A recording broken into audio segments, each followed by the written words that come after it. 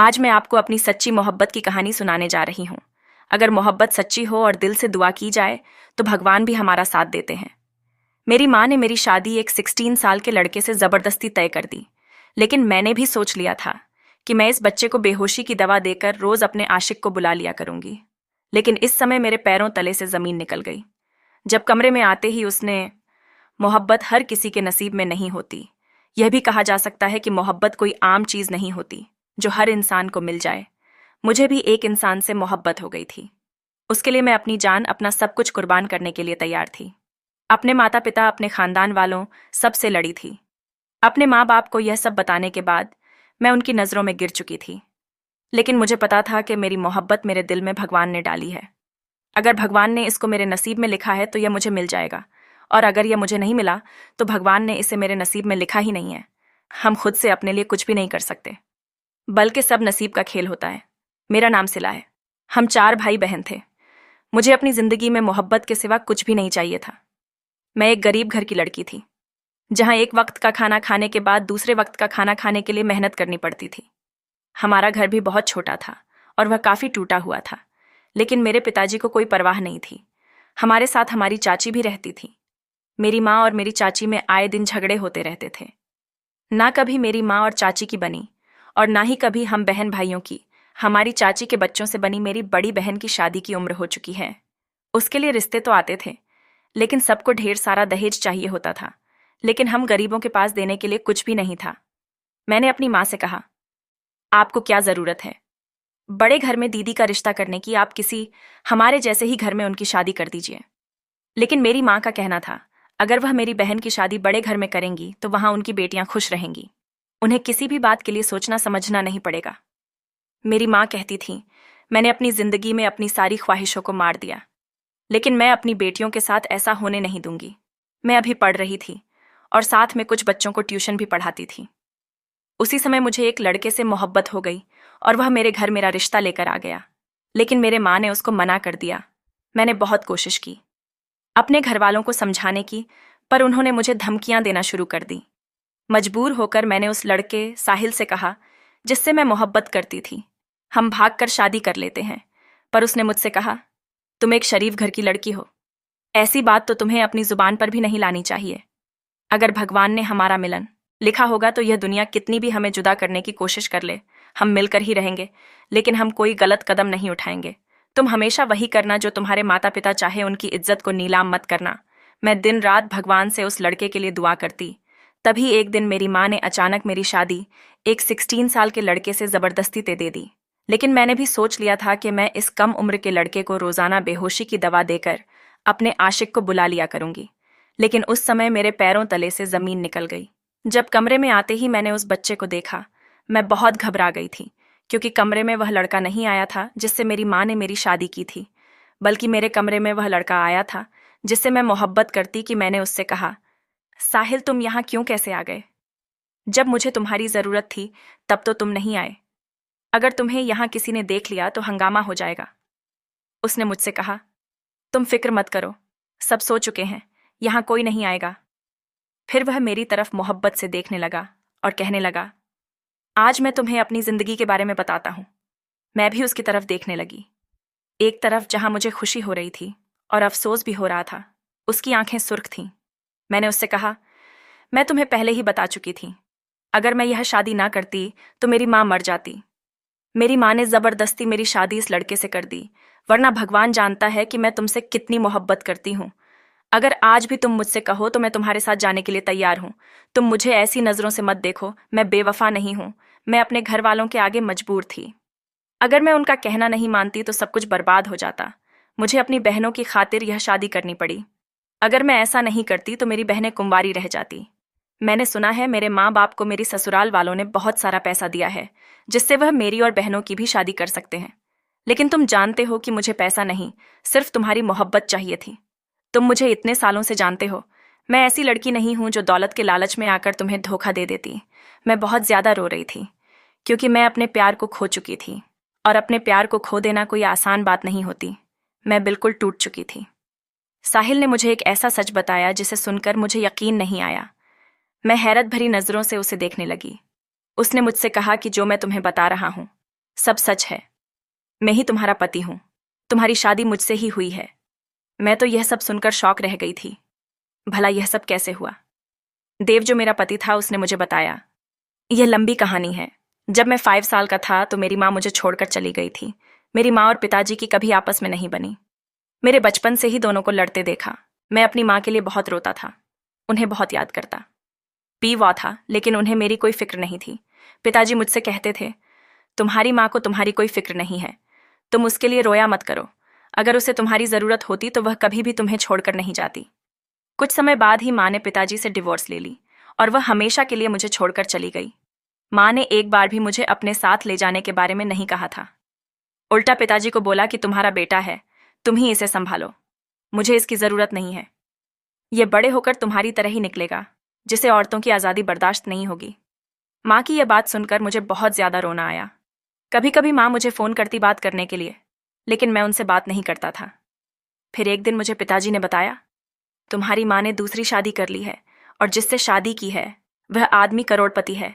वह उसी के साथ लंदन में शिफ्ट हो गई है। अब तुम ऐसी औरत के लिए बिल्कुल भी मत रोना, जिसके लिए पैसा ही सब कुछ है। उस औरत को तुम्हारी कोई फिक्र नहीं है। अब हमारे घर में मेरी बुआ अपने पति और बच्चों के साथ आकर रहने लगी। पिताजी को भी उनके आने पर कोई एतराज नहीं था। मुझे उन लोगों का हमारे घर आना अच्छा नहीं लगा। अब मुझे अकेले रहना पसंद था।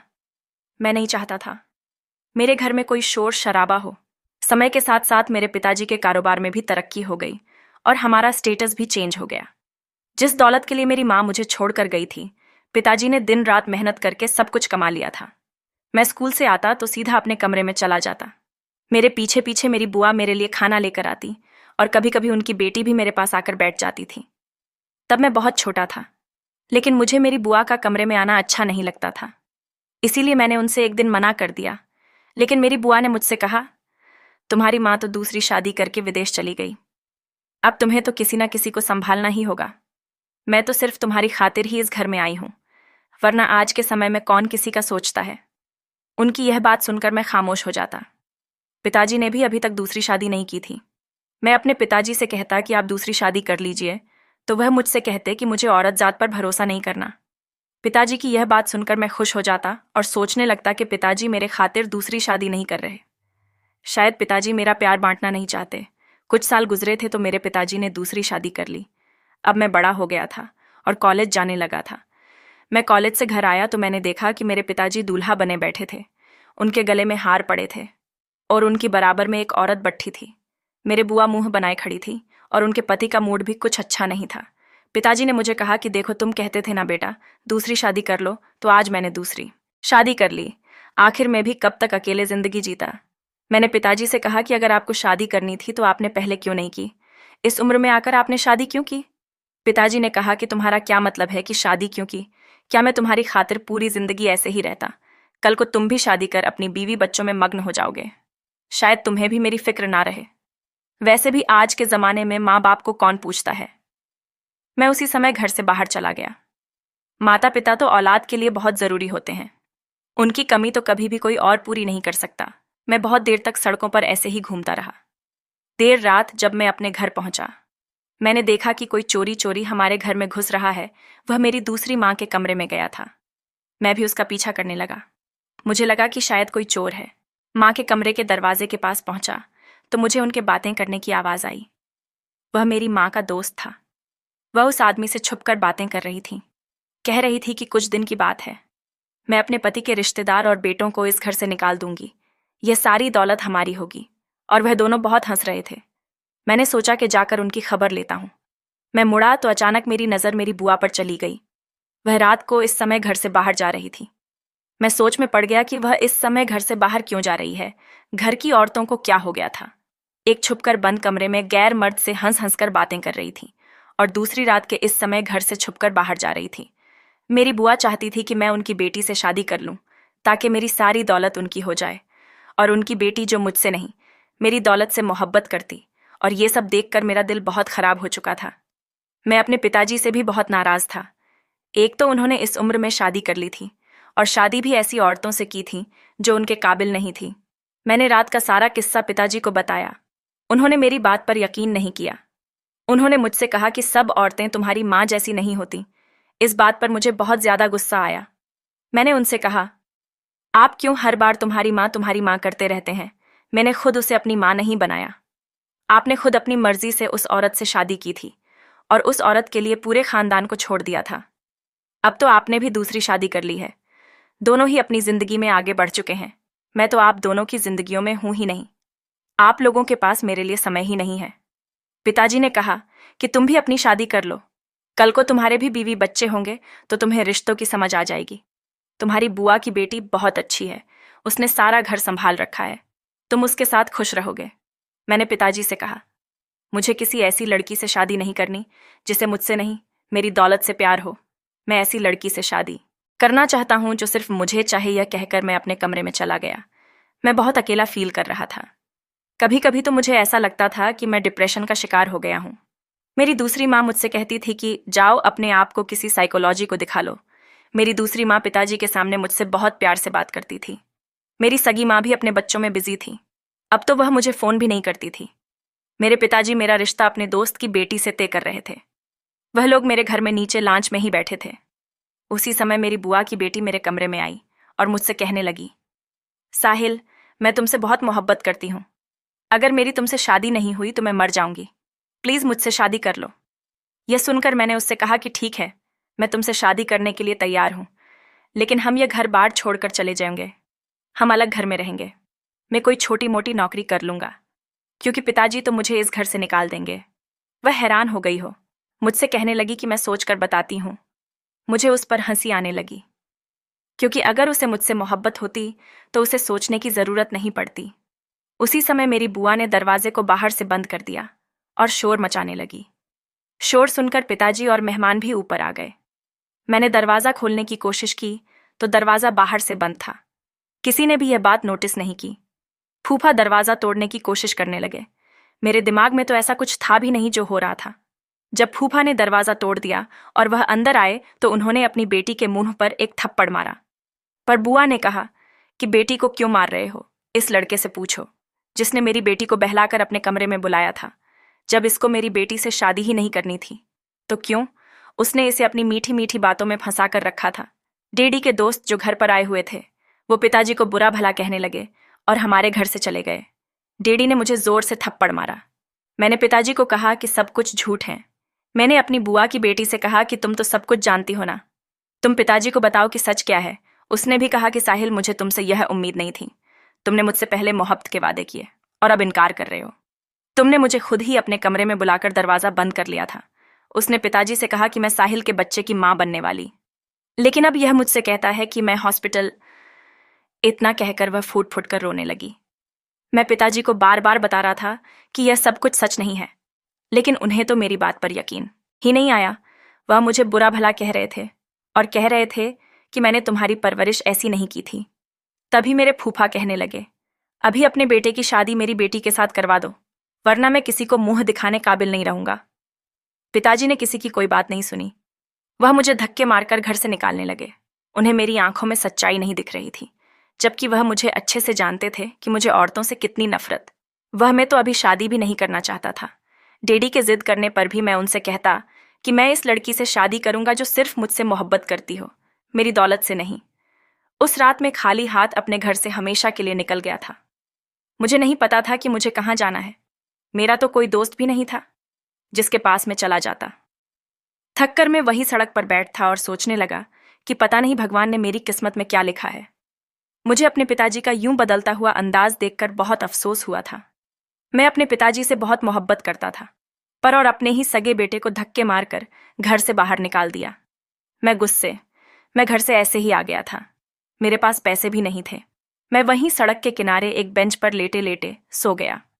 सुबह ट्रैफिक की आवाज से मेरी आंख खुली। बच्चे अपनी माँ के साथ स्कूल जा रहे थे।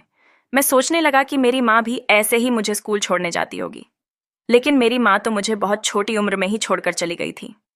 मुझे बचपन से ही अपनी माँ का प्यार नहीं मिला था। काश मेरी माँ भी मुझे ऐसे ही स्कूल छोड़ने जाती, मेरे पीछे पीछे भागती। ये सब कुछ सोचकर मेरी आंखें नम होने लगी कि अचानक मैंने इधर उधर देखा तो मैं अपने घर से बहुत दूर निकल आया था। मैं अपने साथ कुछ नहीं लेकर आया था। मेरा मोबाइल भी घर ही रह गया था। मैं अपने गले में एक चैन पहने हुए था। उसको बेचकर मैं एक होटल में खाना खाने चला गया। खाना खाने के बाद जब मैंने अपने जेब से पैसे निकाले तो मेरी जेब में पैसे नहीं थे। मैंने खुद अपनी जेब में पैसे रखे थे। वेटर मुझे सर से पैर तक घूर रहा था। मुझे वहां सब लोगों के सामने बहुत शर्मिंदगी हो रही थी। शोर सुनकर एक लड़की आई और उसने मेरे पैसे दे दिए। मैं उस वेटर से कह रहा था कि मेरे पैसे चोरी हो गए, लेकिन वह मेरी बात मानने को तैयार नहीं था। उस लड़की ने मेरा बिल दिया और जाने लगी। मैं भी उसके पीछे चला गया और उस लड़की से पूछा कि तुमने मेरे पैसे क्यों दिए। कहने लगी कि इंसानियत के नाते मुझे तुम एक शरीफ लड़के लगे, इसीलिए मैंने तुम्हारे पैसे दे दिए। मैंने उस लड़की से कहा कि मुझे अपना नंबर दे दो, मैं तुम्हें तुम्हारे पैसे जल्दी वापस कर दूंगा। लेकिन उस लड़की ने कहा, मैंने इंसानियत के नाते तुम्हारी मदद की है, अब मुझे अपने पैसे वापस नहीं चाहिए। वैसे भी आज मुझे मेरी पहली तनख्वाह मिली थी। मैं अपनी पसंद का खाना खाना चाहती थी। तुम क्या जानो, मेहनत से पैसे कमाना आसान नहीं होता। उसने मुझे अपना नंबर नहीं दिया और वहां से चली गई। 2-3 दिन में ऐसे ही सड़कों पर इधर उधर घूमता रहा। कुछ दिनों बाद फिर मुझे वह लड़की मिली। मैंने उससे कहा, अब मैं तुम्हारे पैसे वापस कर दूंगा, क्योंकि मुझे एक दुकान पर नौकरी मिल गई है। लेकिन उसने मुझसे कहा कि मुझे पैसों की जरूरत नहीं है। मुझे वह लड़की बहुत अच्छी लगने लगी थी। मैंने सोच लिया था कि अगर मैं शादी करूंगा तो इस लड़की से ही करूंगा। मैं उसका पीछा करने लगा। वह लड़की एक मोहल्ले में रहती थी। अब मैं रोज ही उस लड़की के घर के पास जाकर खड़ा हो जाता था। उसके घर से लड़ाई की आवाज आती रहती थी। मुझे अपनी माँ के बाद जिस लड़की से मोहब्बत हुई थी वो यह लड़की शीला थी। पिताजी ने मुझे ढूंढ लिया और घर वापस ले गए। मैंने भी पिताजी से कह दिया कि मैं शीला से शादी करना चाहता हूँ। डैडी ने कहा कि तुम्हारे साथ जो कुछ भी हुआ मैं सब जान चुका हूँ। मैंने तुम्हारे ऊपर हाथ उठाया और तुम्हें गलत समझा। मुझे ऐसा नहीं करना चाहिए था। तुम्हारी बुआ और फूफा इतना गिर सकते हैं, मैं यह सोच भी नहीं सकता था। उन्होंने यह सब कुछ जानबूझकर किया और मैं अपने किए पर बहुत शर्मिंदा हूँ। एक बार फिर मुझे एक औरत ने धोखा दिया। जिस औरत से मैंने दूसरी शादी की थी वह मुझे दौलत के लिए छोड़कर चली गई। अगर वक्त रहते मुझे उस औरत की सच्चाई पता नहीं चलती तो शायद आज हम सड़क पर होते। वह तो मेरा सब कुछ लूट कर ले गई होती। तुम्हारी बुआ को भी मैंने घर से निकाल दिया है। अब मैंने फैसला कर लिया है कि हम बाप बेटों की जिंदगी में कोई औरत नहीं आएगी। मैंने पिताजी से कहा कि मैं शीला से बहुत मोहब्बत करता हूँ, वह बहुत अच्छी लड़की है, आप एक बार उससे मिल ले। डैडी ने कहा कि हो सकता है वह अभी दौलत के लालच में तुमसे शादी करना चाहती हो और शादी के बाद तुम्हारी सारी दौलत लेकर अपने आशिक के साथ भाग जाए, फिर तुम क्या करोगे। मैंने पिताजी से कहा कि मैं पहले उस लड़की को आजमा लूंगा, फिर उसे शादी करूंगा। मैं वापस उस मोहल्ले में चला गया और शीला से कहा कि मैं तुमसे मोहब्बत करता हूँ। बहुत समय लगा उसको मनाने में, फिर वह भी मुझसे मोहब्बत करने लगी। शीला ने मुझसे कहा, मुझे मोहब्बत और इज्जत के अलावा और कुछ नहीं चाहिए, पर मैं इतनी जल्दी उस पर भरोसा नहीं कर सकता था। मैंने उसे कहा कि मैं एक गरीब घर का लड़का हूँ, मेरे माँ बाप बीमार रहते हैं, मेरी थोड़ा बहुत जितना कमाता हूँ उनकी दवाई में लग जाता है, मैं तुम्हें कभी बहुत सारा पैसा नहीं दे सकता। लेकिन उसने मुझसे कहा, हम दोनों मिलकर नौकरी करेंगे और अपना घर चला लेंगे, तुम फिक्र मत करो, जो भी होगा हम मिल बांट कर खा लेंगे। मुझे बस तुमसे इज्जत और मोहब्बत चाहिए, बदले में मैं तुम्हें वफा और तुम्हारा साथ दूंगी। उसकी इस बात ने मेरा दिल जीत लिया था। वो बहुत अच्छी लड़की थी। एक दिन मैंने उसे कहा कि मेरी माँ बहुत बीमार है और मुझे उसके इलाज के लिए पैसों की ज़रूरत है, तो उसने अपने जमा किए हुए पैसे मुझे निकाल कर दे दिए। एक बार भी नहीं सोचा, वह मेरे लिए कुछ भी करने को तैयार थी। एक दिन उसने मुझसे कहा कि मेरी माँ मेरी ज़बरदस्ती शादी करना चाहती है और मैं तुम्हें खोना नहीं चाहती। मैं उसके कहने पर उसके घर रिश्ता लेकर चला गया। उसकी माँ ने रिश्ते से इनकार कर दिया। कहने लगी कि मैं अपनी बेटी का रिश्ता तुम जैसे गरीब लड़के से कभी भी नहीं करूंगी। मैं उसके घर से वापस आ गया। मुझे इस बात का कोई अफसोस नहीं था, क्योंकि मैं तो अमीर खानदान का इकलौता लड़का था।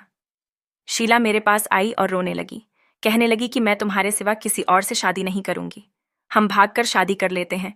जब मैंने यह सब कुछ पिताजी को बताया तो पिताजी ने कहा कि तुम फिक्र मत करो, अब उस लड़की को मैं आजमाऊंगा। पिताजी तुम्हारे घर चले गए। तुम्हारी माँ से कहने लगे कि वह तुम्हारे घर के हालात बदल देंगे और उनकी बेटे को नौकरी देंगे, उनकी बेटियों की शादी करवाएंगे, वह उनके घर की सारी जिम्मेदारी उठा लेंगे। लेकिन उनकी एक शर्त है, मेरा बेटा दिमागी हालत ठीक नहीं है कि वो 16 साल का है, मुझे उसकी आपकी बेटी से शादी करनी है। तुम्हारी माँ मान गई। मुझे बहुत अफसोस हुआ जब पिताजी ने मुझे बताया उस लड़की ने दौलत ले लालच में शादी के लिए हाँ कर दी है। बेटा, मोहब्बत से कभी किसी का पेट नहीं भरता। उस दिन मैं दूसरी बार रोया था। पहले अपनी माँ के लिए, और दूसरी बार मैं जिस लड़की से मोहब्बत करता था उसके लिए। कुछ दिनों बाद तुम मुझसे मिलने आई। मैं अपने घर के बाहर खड़ा था, लेकिन तुम नहीं जानती थी कि मेरा घर जो मैंने तुम्हें बता दिया था कि मैं इस घर में नौकरी करता हूँ।